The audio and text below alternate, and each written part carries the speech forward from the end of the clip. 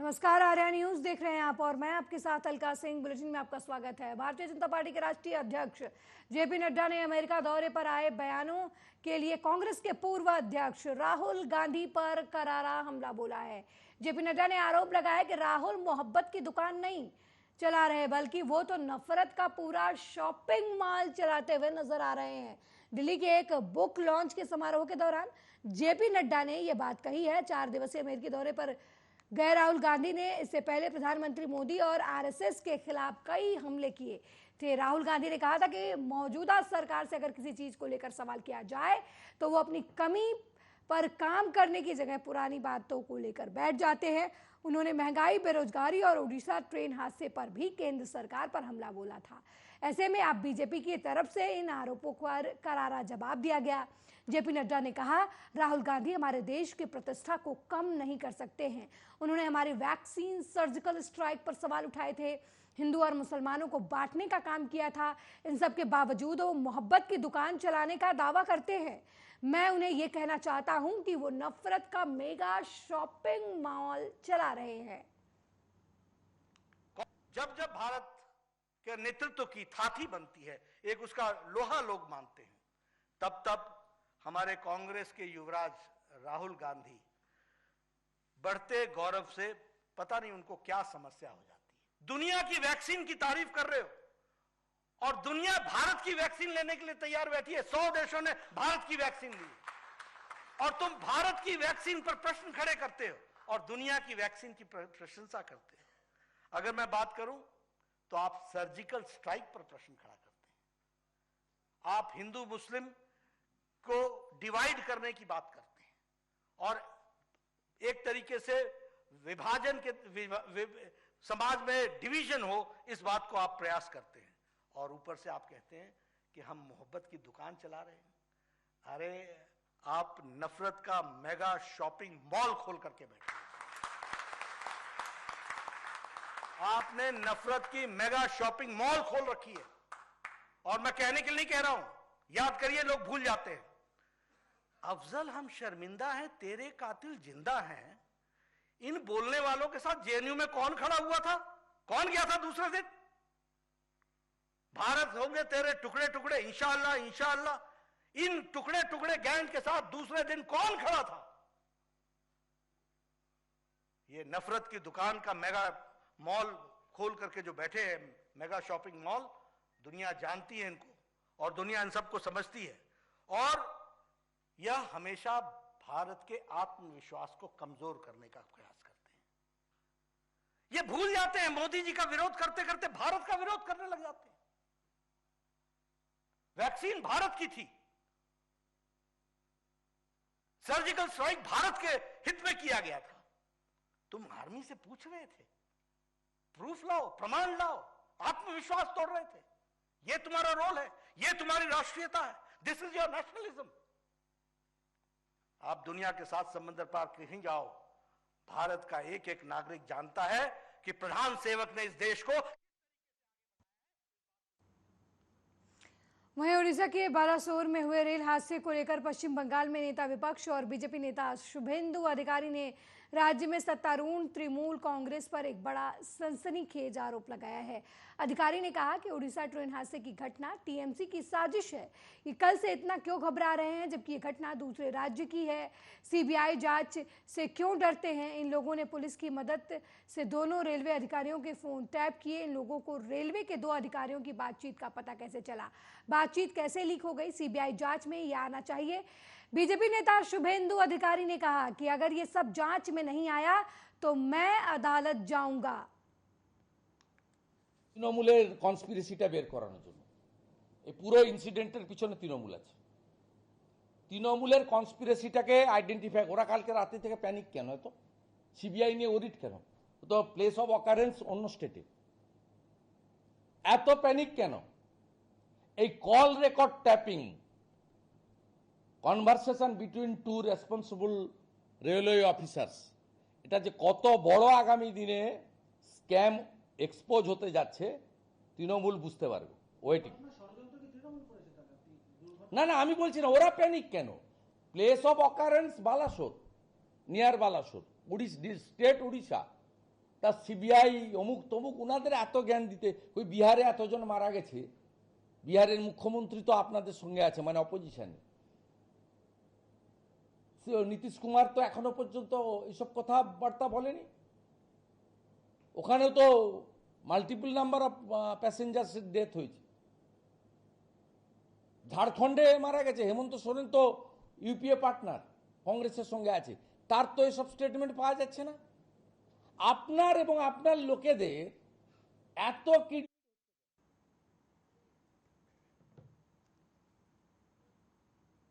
वहीं पहलवान विनेश फोगाट और बजरंग पुनिया ने सोमवार को दावा किया कि जो लोग उन्हें बदनाम करने की कोशिश कर रहे हैं और उन्हें भारतीय कुश्ती महासंघ के पूर्व प्रमुख बृजभूषण सिंह के खिलाफ न्याय के लिए अपनी लड़ाई छोड़ने के लिए मजबूर कर रहे हैं, वे अपनी नौकरी के पीछे उनके पड़े हुए हैं।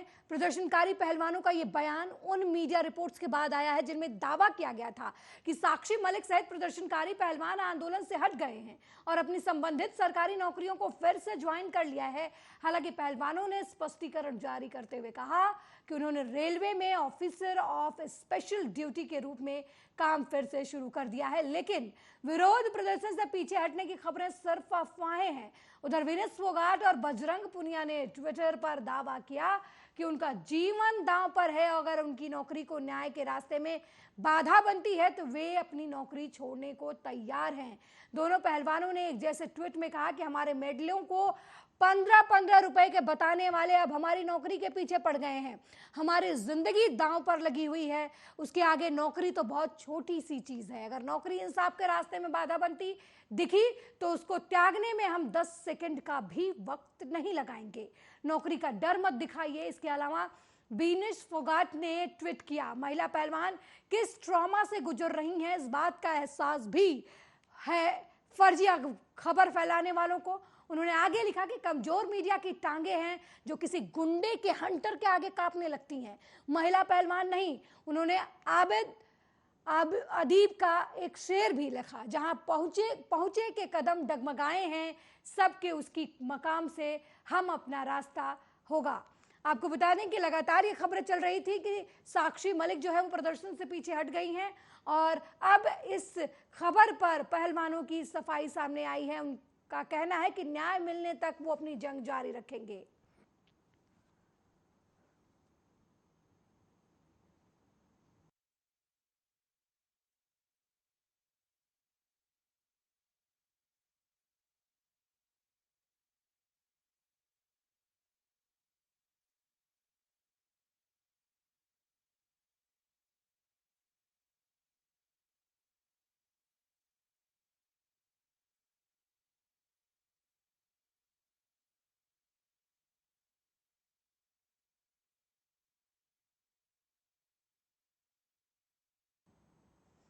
वहीं पहलवान साक्षी मलिक ने कहा कि केंद्रीय गृह मंत्री अमित शाह के साथ पहलवानों की मुलाकात में सामान्य बातचीत हुई है। इस दौरान उन्होंने यही मांग की कि भारतीय कुश्ती महासंघ के पूर्व प्रमुख और बीजेपी सांसद बृजभूषण शरण सिंह को गिरफ्तार किया जाए।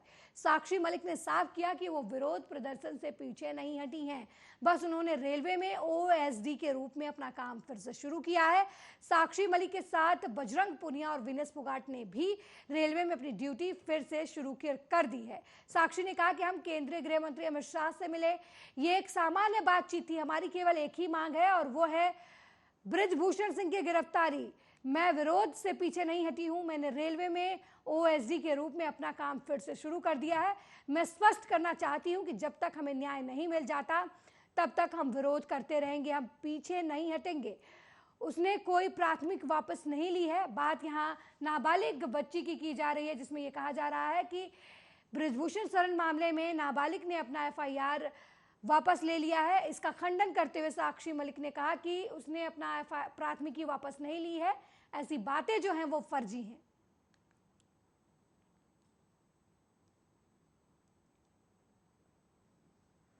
वहीं ऑपरेशन ब्लू स्टार की 38वीं वर्षगांठ पर एक चौंकाने वाली घटनाक्रम की कई तस्वीरें अमृतसर के स्वर्ण मंदिर के बाहर से सामने आई हैं। आपको बता दें कि आतंकवादी जर्नैल सिंह भिंडरवाला के पोस्टर के साथ विरोध प्रदर्शन कुछ लोगों ने अमृतसर के बाहर किया है। इसके साथ ही प्रदर्शनकारियों द्वारा कथित तौर पर खालिस्तान के समर्थन में नारे लगाए गए हैं। बता दें कि ऑपरेशन ब्लू स्टार दिवंगत पीएम इंदिरा गांधी के आदेश पर किया गया था, जिसके तहत भारतीय सेना 1984 में भिंडरवाले के नेतृत्व वाले आतंकवादियों को खदेड़ने के लिए स्वर्ण मंदिर में प्रवेश कर गई थी, जो सिख समुदाय के लिए एक संप्रभु राज्य बनाना चाहते थे।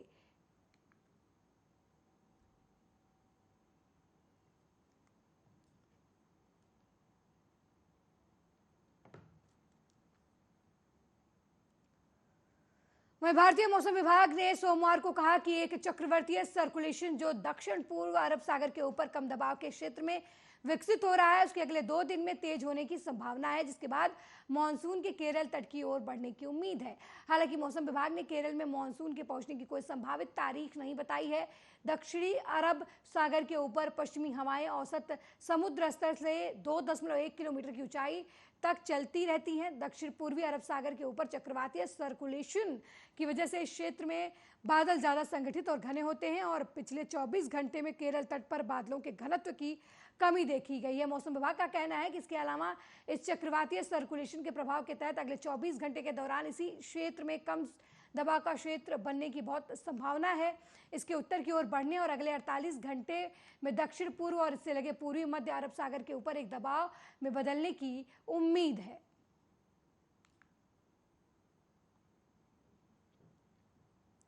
वहीं बिहार के मुख्यमंत्री नीतीश कुमार ने विपक्षी दलों की एकता को लेकर प्रस्तावित बैठक में सभी संबंधित दलों के प्रमुखों के शामिल होने पर जोर देते हुए सोमवार को कहा कि 12 जून को होने वाली बैठक को स्थगित कर दिया गया है और इसकी अगली तिथि बाद में तय की जाएगी। जदयू के शीर्ष नेता नीतीश ने एक समारोह में इतर संवाददाताओं से कहा कि इस बहुचर्चित बैठक की नई तारीख की घोषणा सभी दलों से विचार विमर्श करने के बाद की जाएगी। उन्होंने कहा कि हमें 12 जून की बैठक स्थगित करनी पड़ी क्योंकि कांग्रेस और एक अन्य पार्टी ने मुझे बताया कि उन्हें तारीख असुविधाजनक लगी, इसलिए मैंने बैठक को स्थगित करने का फैसला किया है। मैंने कांग्रेस से अन्य पार्टियों के साथ परामर्श के बाद एक नई तारीख सुझाने के लिए कहा है। नीतीश ने कहा कि मैंने एक बात बहुत स्पष्ट कर दी है, सभी दल जो बैठक में हिस्सा लेने के लिए सहमत हैं, उनके संबंधित प्रमुखों और प्रतिनिधियों को इसका निर्णय लेना है।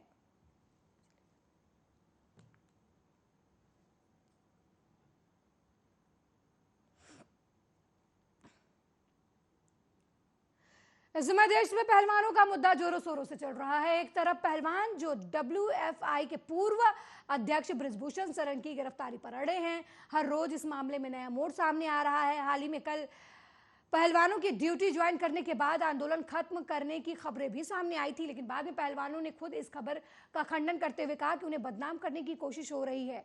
वहीं दूसरी तरफ अब महिला पहलवानों की यौन शोषण मामले की जांच कर रही दिल्ली पुलिस की SIT रविवार रात को भारतीय कुश्ती संघ के पूर्व अध्यक्ष और BJP सांसद बृजभूषण शरण के पैतृक निवास विष्णुहरपुर पहुंची और 12 लोगों के बयान दर्ज किए। इनमें सांसद की करीबी परिजन, सहयोगी और सुरक्षाकर्मी शामिल हैं। SIT ने पूर्व में 125 गवाहों का बयान रिकॉर्ड किया था। अब ये संख्या 137 पहुंच गई है। जांच टीम ने गोंडा से कुछ लोगों के नाम, पते, मोबाइल नंबर के अलावा पहचान पत्र भी साक्ष्य के तौर पर जुटाए हैं। SIT पहले भी गोंडा में लोगों के बयान रिकॉर्ड कर चुकी है।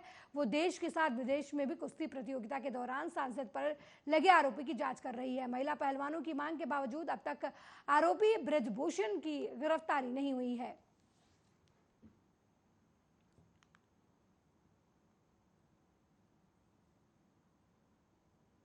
वहीं व्हाइट हाउस ने सोमवार को कहा कि भारत एक जीवंत लोकतंत्र है और जो कोई भी नई दिल्ली जाता है वो खुद इसे देख सकता है, महसूस कर सकता है। ऐसा माना जा रहा है कि अपने इस बयान के जरिए अमेरिका ने उन सभी आलोचनाओं को सिरे से खारिज कर दिया जिसमें भारत के लोकतंत्र पर सवाल उठाए गए। प्रधानमंत्री नरेंद्र मोदी इस महीने के अंत में अमेरिका की राजकीय यात्रा पर होंगे। व्हाइट हाउस में राष्ट्रीय सुरक्षा परिषद के राजनीतिक संचार समन्वयक जॉन किर्बी ने कहा कि एक प्रेस कॉन्फ्रेंस के दौरान पत्रकारों से कहा कि भारत एक जीवंत लोकतंत्र है, कोई भी इसे, आप जानते हैं, जो नई दिल्ली जानता है वो इसे खुद देख सकता है। और निश्चित रूप से उन्होंने कहा कि मैं उम्मीद करता हूं कि लोकतांत्रिक संस्थानों की ताकत और इसकी हालत चर्चा का हिस्सा होगी।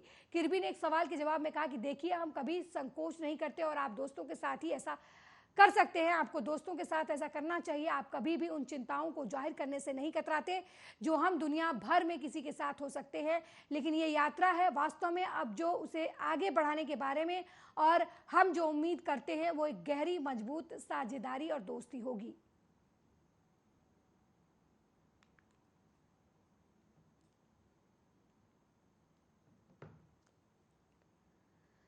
वहीं भारतीय जनता पार्टी के केंद्र में 9 साल पूरे होने पर भारतीय जनता पार्टी के वरिष्ठ नेताओं की तरफ से 30 मई से 20 जून तक 9 साल बेमिसाल के तर्ज पर जनता के बीच जाकर उपलब्धियों के बताने के लिए कार्यकर्ताओं को प्रेरित किया जा रहा है। उसी के मद्देनजर आज झारखंड के पूर्व मुख्यमंत्री रघुवर दास ने सदर सांसद रवि किशन के साथ संयुक्त रूप से सर्किट हाउस स्थित एनएक्सी भवन में प्रेस वार्ता किया। प्रेस वार्ता के दौरान उन्होंने प्रधानमंत्री द्वारा किए गए कार्यों की सराहना भी की और उन्होंने बताया कि जनता के बीच कार्यकर्ता जाकर 9 साल की अपनी उपलब्धियों को जनता के बीच बताएंगे और आगामी 2024 के चुनाव में एक बार फिर भारतीय जनता पार्टी केंद्र में सरकार बनाने के लिए प्रेरित करेंगे। आइए जानते हैं क्या कुछ प्रेस वार्ता के दौरान पूर्व मुख्यमंत्री झारखंड रघुवर दास की तरफ से कहा गया।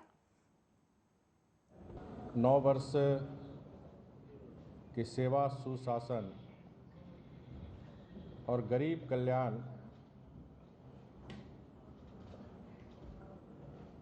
ये 9 वर्ष के भारत के बदलाव के स्वर्णिम काल के वर्ष।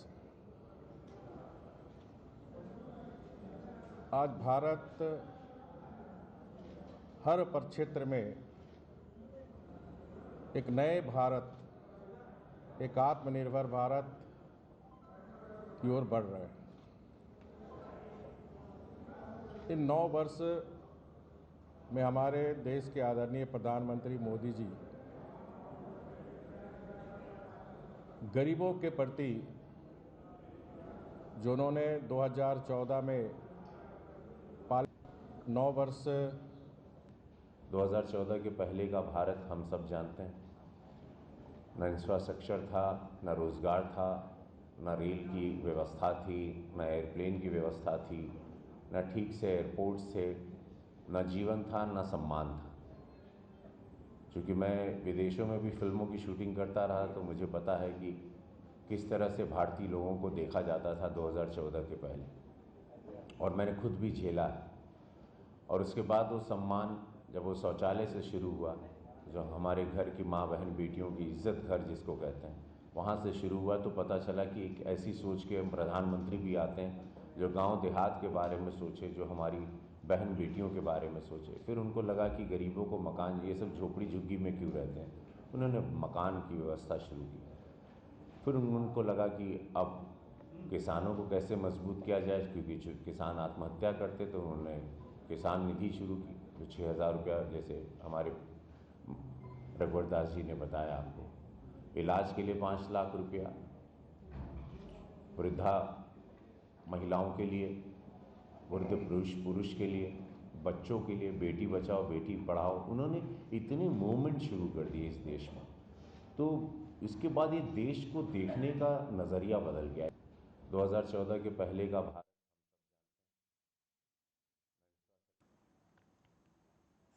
वहीं रामद्वार स्थित रेस्ट हाउस में नाराज कांग्रेस कार्यकर्ताओं ने बैठक की और कांग्रेस के विधायक शशांक भार्गव को लेकर नाराजगी जताई। साथ ही सिंगल ट्रैक पर कांग्रेस चलाने का आरोप लगाया। नवनियुक्त कांग्रेस जिला अध्यक्ष राकेश कटारे की नियुक्ति को लेकर भी कांग्रेसियों ने असंतुष्टि जताई। चुनावी साल में कांग्रेस कार्यकर्ताओं के इस तरह की नाराजगी से कांग्रेस को नुकसान होने की आशंका से इनकार नहीं किया जा सकता। रामद्वार स्थित रेस्ट हाउस में कांग्रेस के कार्यकर्ताओं की आपातकालीन बैठक आयोजित की गई। हालांकि बैठक में नवनियुक्त जिला अध्यक्ष के गैर हाजिर रहे कार्यकर्ताओं ने नियुक्ति को लेकर उनके नाराजगी भी जताई, जिसकी वजह से काफी दो मत देखने को मिला कांग्रेस में। हालांकि कार्यकर्ता जो है वो नवनियुक्त जिला अध्यक्ष का विरोध करते इस दौरान नजर आए। आज बैठक पिछले कई सालों से कांग्रेस के कार्यकर्ता कांग्रेस की 1.5 साल की सरकार में भी और उसके बाद भारतीय जनता पार्टी की सरकार में भी अपने आप को अपमानित महसूस कर रहे हैं। लगातार केस दर्ज हो रहा है। केस दर्ज में अभी आपने देखा हो, हमारे कांग्रेस के वरिष्ठ नेता मनोज कपूर पे भारतीय जनता पार्टी के लोगों ने केस लगाया, लेकिन हमारे स्थानीय विधायक जी ने उसकी मदद ना करते हुए भारतीय जनता पार्टी के व्यक्ति की मदद की। इन सारी तमाम चीज़ों को लेकर यहाँ मीटिंग आयोजित की गई है। और पूर्व में भी हमने देखा है कि हमारे विधायक के कार्यकाल में लगभग 3 से 4 अध्यक्ष जिला कांग्रेस कमेटी के बदल चुके हैं। क्या कारण है कि उनके साथ लोग छोड़कर भग जाते हैं। अभी आपने देखा होगा हमारे कमल सलाहकारी जो वरिष्ठ लीडर है। और आज इस विषय पर चिंतन करने के लिए है कि हमारे आदरणीय मुख्यमंत्री कमलनाथ जी के नेतृत्व में जैसे हमारी सरकार बनने जा रही है, तो उसमें उस सरकार बनने में हमारा विशेष योगदान हो। हम सब लोग कांग्रेस पार्टी के लोग उनको मुख्यमंत्री बनाना चाहते हैं और ये चाहते हैं कि हमारी प्रदेश में सरकार आए। हमारे यहाँ से विदिशा की 5 सीटों में से मैक्सिमम सीटें हम चुनाव जीतें। इस विषय पर अपनी भूमिका को तय करने के लिए हम सब लोग आज यहाँ बैठे हैं। और नारी सम्मान योजना, एक व्यक्ति कांग्रेस को जेब में रखता है, कौन है वो, क्या पूरी मामला? देखिए साहब, सारे लोगों की पीड़ा इसी बात को लेकर है। वो अपनी तरह से जो है लोग कह रहे हैं कि एक व्यक्ति सिंगल ट्रैक जो है वो कांग्रेस चलाने का यहाँ प्रयास किया जा रहा है। हमारे वरिष्ठ नेताओं को जो है अपमानित किया जा रहा है, हमारे कार्यकर्ताओं का जो है किया जा रहा है। और इस विषय को लेके यहाँ आज मंथन हो रहा है कि सब लोगों की पीड़ा है, सब लोग इस पीड़ा को जी। उस व्यक्ति का नाम क्या है? देखिए, जो पद पे होगा ये असंतोष जो है उसी के प्रति होगा, क्योंकि उनकी वहीं मुरादाबाद में बिलारी सीएचसी के डॉक्टरों की लापरवाही से मरीज की मौत का आरोप लगाया जा रहा है। दरअसल मरीज प्रवेंद्र सिंह को 1-2 दिन से सांस में दिक्कत थी। उन्हें सीएचसी बिलारी के इमरजेंसी में भर्ती कराया गया था और गंभीर हालत में मरीज का इलाज चल रहा था। परिजनों ने डॉक्टरों पर समय से इलाज न करने का आरोप लगाया है। सीएचसी बिलारी के वार्ड बॉय मरीज का इलाज कर रहे थे। परिजनों का आरोप है कि सूचना मिलते ही मौके पर पहुंचे पुलिस अधिकारियों ने जांच शुरू कर दी है। इसलिए है कि वो एम्बुलेंस से उसको डेड बॉडी को घर छोड़वाना चाह रहे थे, जो कि एम्बुलेंस से नहीं छोड़ा जाता है। डेड बॉडी के लिए अलग गाड़ी होती, जो यहाँ हमारे यहाँ अवेलेबल नहीं होती है। वो नहीं मिला, इससे वो ज़्यादा नाराज़ हैं। इरिटेट इसलिए हैं कि वो एम्बुलेंस से उसको डेड बॉडी को घर छोड़वाना चाह रहे थे, जो कि एम्बुलेंस से नहीं छोड़ा जाता है। डेड बॉडी के लिए अलग गाड़ी होती, जो यहाँ हमारे यहाँ अवेलेबल नहीं होती है। वो नहीं मिला, इससे वो चाचा है हमारे, जो इनको यहाँ पे इनकी तबीयत तो खराब चली थी 1-2 दिन से, पर आज इनको जो थोड़ा सांस आने में दिक्कत हो रही थी ज़्यादा कुछ, तो इनको अचानक से एम्बुलेंस करके यहाँ बिलारी ब्लॉक में लाए। यहाँ पे लाने के बाद में हमने खुद इनको अपने हाथों से उतारा, वहाँ पे भी, वहाँ से भी अपने हाथों से रखा था अंदर से। लाने के बाद यहाँ लेटाया, कोई डॉक्टर यहाँ पे टाइम पे मौजूद नहीं था बिल्कुल भी। क्या बजे आपने एंट्री की? लगभग 2:08 पे 9 मिनट पे 10 मिनट पे तो अंदर आ गए थे हम लगभग। पर आने के बाद में डॉक्टर आए, कोई भी डॉक्टर है अवेलेबल नहीं था बिल्कुल भी। कॉल करने के बाद बोलने वो बार-बार भाग रहे हैं, जो जा रहे थे लगे कि डॉक्टर साहब बुला लो, डॉक्टर साहब बुला लो। एक वार्ड बॉय था, वो झूठ बोला था कि मैं ही डॉक्टर हूँ। उसके मेरे साथ इस बुलेटिन में फिलहाल इतना ही। देश दुनिया की तमाम खबरों को देखने के लिए देखते रहिए आर्या न्यूज़। नमस्कार।